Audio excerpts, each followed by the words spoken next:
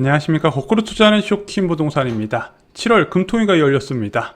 부동산 참여자한테 가장 중요한 소식이 여기에 포함이 되어 있습니다. 오늘 내용 끝까지 들어보시는 것을 추천드립니다. 영상 시청 전에 구독과 알람 설정으로 다른 인생을 만드시기 바랍니다. 자, 한국은행이 기준금리를 3.5%로 동결했습니다. 지금 벌써 4회 연속 동결이죠. 그리고 기준금리 동결했던 거 시장 전망치와도 일치했습니다. 자, 이번에 기준금리 동결은요, 금통위원 만장일치의 결정이었다고 합니다. 자, 5월 금통위 이후에 달라진 것은 두 가지가 있습니다. 첫 번째, 주택담보대출이 3년 4개월 만에 최대로 증가했어요. 그래서 한국은행 발표자료 기준으로 은행권의 가계대출은 5.9조 원 증가했습니다.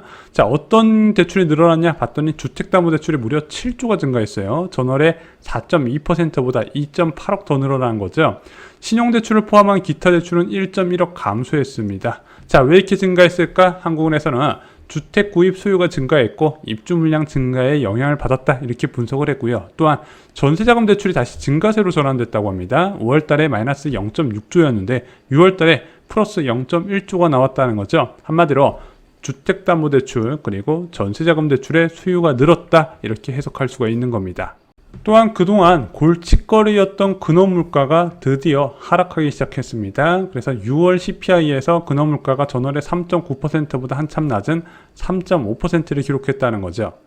그래서 5월 금통위 당시 이창용 총재 화제 발언이 있었잖아요. 물가가 3%까지는 빠르게 낮아지겠지만 3%에서 2%로 간다는 확신이 없는 상태다. 혹시 5월 금통위와 지금 상황을 비교해볼 때 달라진 게 있지 않을까? 기자들이 이와 관련된 것을 집중적으로 물어봤어요. 왜냐면은 그 당시 그런 평가를 했던 이유가 그 당시 5월 금통위에서는 기준금리에 영향을 주는 근원물가가 꿈쩍하지 않고 높은 수준을 유지했었단 말입니다. 근데 이번에 3.5%로 둔화됐으니까 혹시 스탠스가 좀 바뀌지 않을까? 아니면 야, 이거 물가의 좋은 신호다, 이렇게 언급해주지 않을까 기대를 했었어요, 시장에선. 자, 이와 관련해 이창용 총재의 답변은 이렇습니다.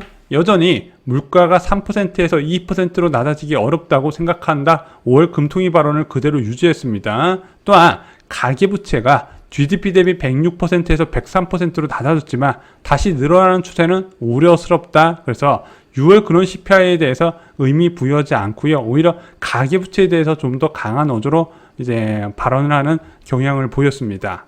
자, 그래서 가계부채 대응 방안에 대해서는 이런 이야기를 했어요. 첫 번째, 범정부 차원에서 대응을 하고 있다. 그래서 가계부채를 줄이기 위해서 정부와 협의를 잘 진행하고 있는데, 자, 그럼 어떤 식으로 대응할 건가요? 통화정책 금리도 바꿀 건가요? 했더니 금리도 가계부채 대응 옵션이라고 이야기를 했어요. 굉장히 매파적인 신호죠. 하지만 단기간 내에 이 가계부채를 조정하면 부작용이 발생하더라. 대표적인 새마을금고나 레고랜드 사태 같은 걸 생각을 해야겠죠. 그래서 이것은 단기적인 목표가 아니라 장기적으로 GDP 대비 80% 수준까지 낮춰야 된다고 이야기를 했습니다.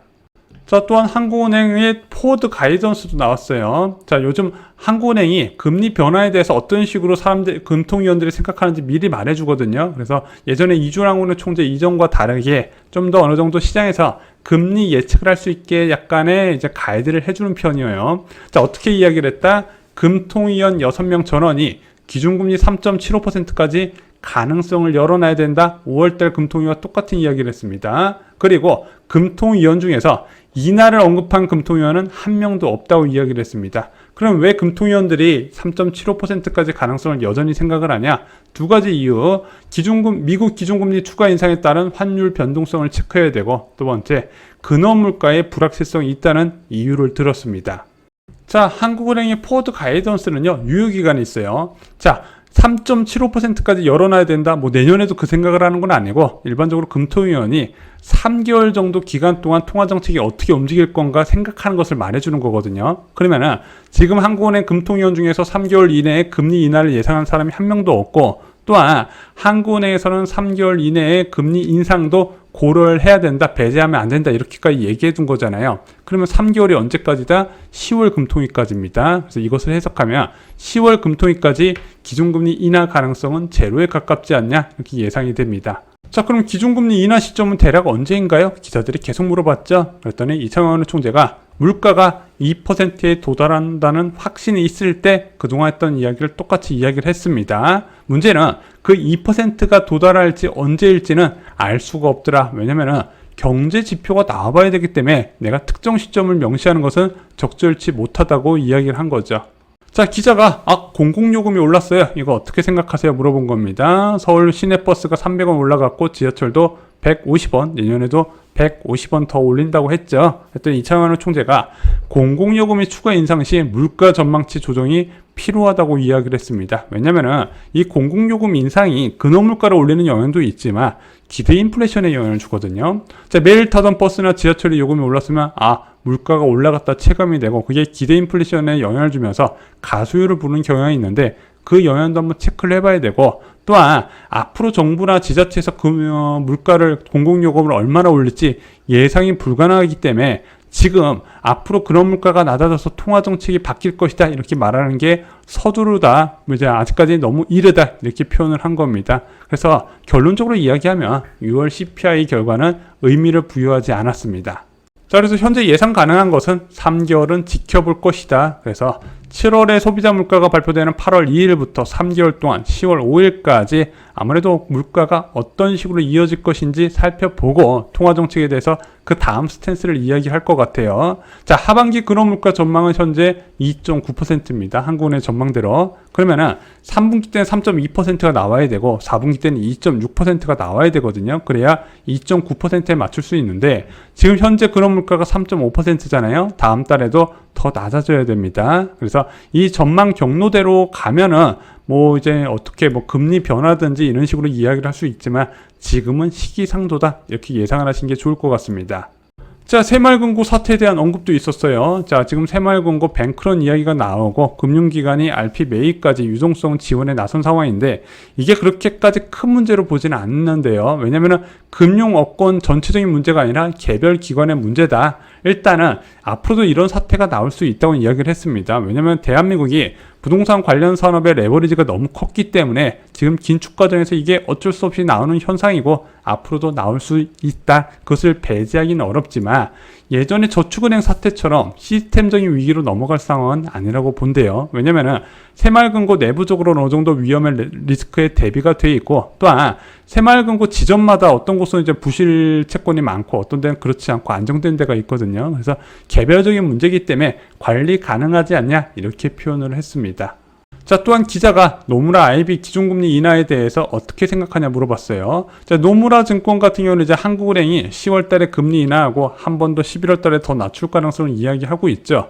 근데 이창환 총재는 해외 IB들이 개별적으로 전망했던 것에 대해서 평가하는 것은 옳지 않다면서도 노무라 증권 같은 경우는 한국이 올해 마이너스 0.4%의 역성장을 근거로 그런 통화정책 전망을 이야기하고 있다. 근데 한국은행은 여전히 하반기 때 경제가 빠르게 회복돼서 연간으로 1.4% 성장 가능성을 본거이기 때문에 성장 전망에 따른 통화정책 움직임을 다르게 전망한 것이다. 여기에 큰 의미 부여하기보다는 판단은 투자자가 하라 그러는데 이제 현재 성장이 그렇게 마이너스로 넘어갈 것 같다 이렇게 보지는 않는 것 같은 뉘앙스였습니다. 자, 이번 7월 금통위를 요약해보면요, 3개월 내 기준금리 인하를 검토할 가능성은 현재 없어 보입니다. 그래서 빨라야 11월부터 금리 인하 가능성에 대해서 어필이 나올 가능성. 그래서 제가 볼 때는 7월 금통위 이후에 국내 전문가 중에서 연내 금리 인하에 베팅한 사람이 더욱더 줄어들 것으로 보여집니다. 그래서 저희가 지난 영상에도 말씀드렸지만 한국은행이 3개월 정도 물가 변화를 좀 더 체크를 해보고 그에 따라서 결정을 할 것 같은데, 그러면은 약간의 지금 같은 매파적인 신호 말고 비주적인 신호가 언제 나올 수 있다? 빨라야 11월달, 이제 아니면은 내년 1월달 정도에 나오지 않을까 이렇게 생각이 듭니다. 자, 부자가 되고 싶은 사람들한테 가장 중요한 시기 3가지 정보가 필요합니다. 첫 번째, 부동산 부자들의 3가지 비밀이 있어요. 이 사람들이 어떻게 부자가 됐냐? 또한 여러분들이 부동산 투자할 때 실전 투자 방법이 필요합니다. 그래서 투자법, 마지막으로 변경된 부동산 제도는 기본적으로 알고 있어야 나한테 유리한 방향을 찾아갈 수 있거든요. 이와 관련된 모든 것 부자들의 부동산 노트 신간에 모두 자세히 정리되어 있습니다. 부동산을 공부하신 분들께 큰 도움이 되실 거라고 생각합니다. 이상 후 영상 마치겠습니다. 좋아요, 구독, 공유 꼭 부탁드립니다. 감사합니다.